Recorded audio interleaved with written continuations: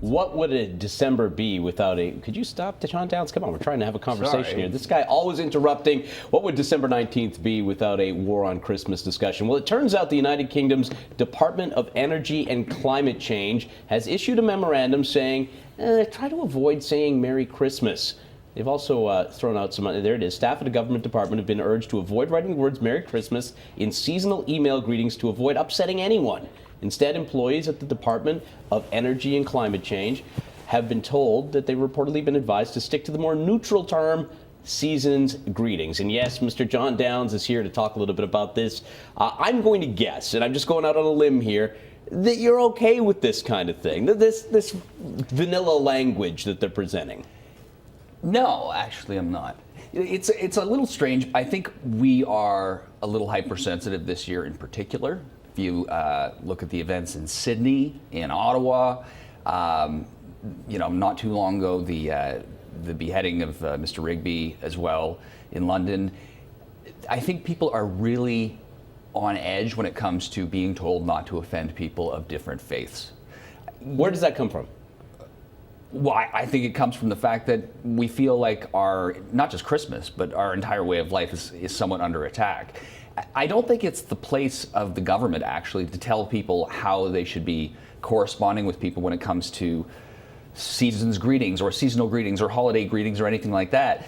There are people I'm sure you work with who aren't Christian, who don't celebrate Christmas necessarily, who probably won't be offended if you say Merry Christmas to them. If I knew someone was Jewish, for instance, a practicing Jew, I probably wouldn't say Merry Christmas specifically, but that's a mistake for me to make if I want to make it. Are they going to be offended? Not necessarily. So I think that's part of the issue here. The other part is this whole idea of being told not to show exposed skin or mentioning skin or something. Yeah, that's part of the Christmas cards. In the interest of inclusion, avoid images that have exposed skin on them as part of your Christmas cards. I mean, how insane is this getting? And, I don't know if this is a whole bunch of white Christians that are starting to just feel guilty about things, or whether or not there are actually people that are offended. The line has become so blurred that I'm not sure which is which anymore. Well, and this is the thing. If it is a scenario of people who are offended at images of skin, if it's someone's Christmas card that shows them from the summer prior at the beach and the family together, I don't know if we should be accommodating those people, quite frankly. And I don't know how comfortable anyone, government employee or not, would feel about being told that, well, this person who works in this cubicle might be offended if they see your family at the beach.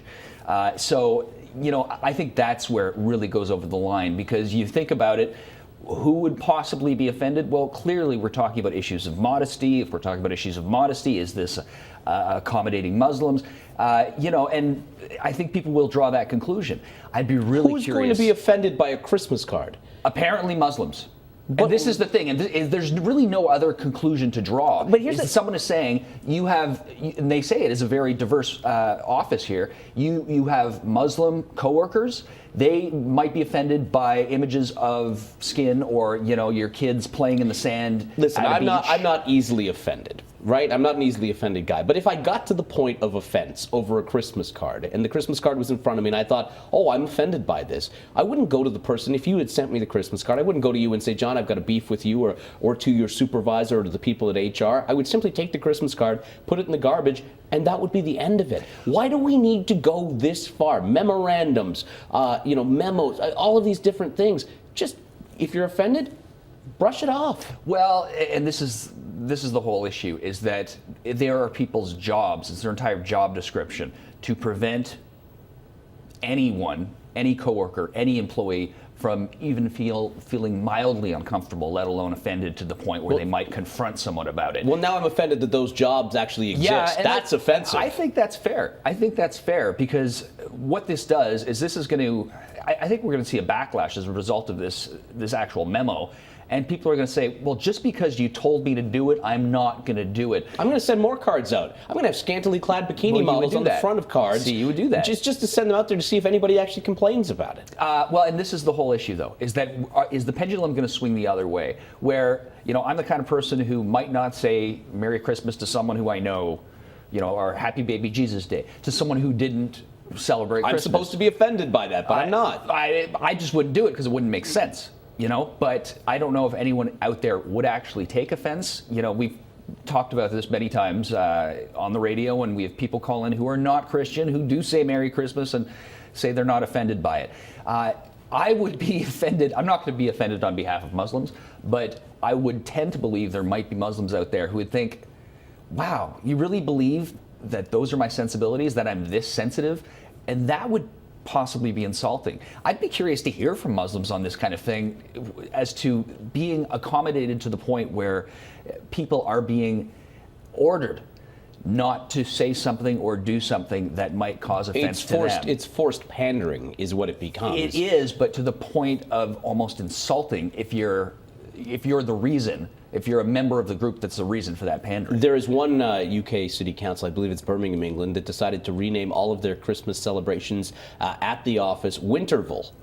Winterval, as opposed to Christmas. Doesn't have much of a ring. No, it doesn't. I mean, this is the level of insanity. This memo that we were just talking about, though, also has some stipulations that's saying you have to have a Christmas party that is suitable for mothers. So have it at a time of day that you're conscious of the fact they have to go home and take care of their kids. The level of insanity will not stop when it comes to this issue.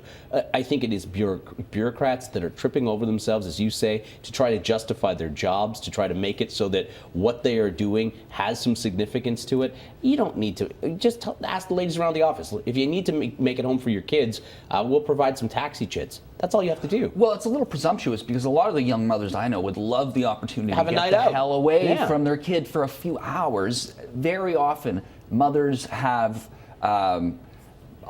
partners who sometimes can look after the kid as well for a couple of hours while they go out, and maybe even have a tipple that might get into the breast milk. It's going to be a crazy evening for that kid. But I agree. I find it kind of insulting.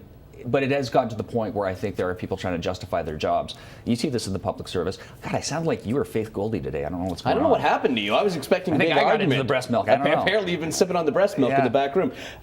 Apparently you're hosting for Adrian Batcher today, I am. Though, so maybe that's why you're fitting into form. Just warming up. Yeah, I got to get some more of that. There is also some more breast milk back there for you. There's also something that says you provide food that won't offend at the Christmas party. Won't offend? Yes. That won't offend. So don't put glass in it, or?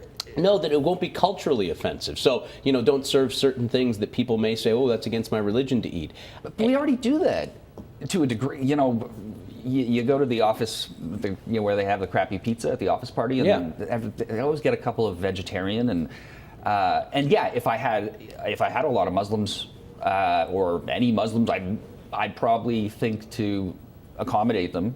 But again, do we need to be told that?